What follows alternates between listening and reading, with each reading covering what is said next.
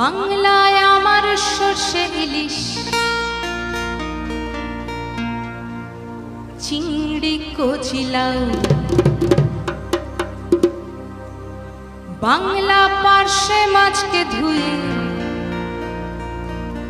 জিরের বাটায় দাও।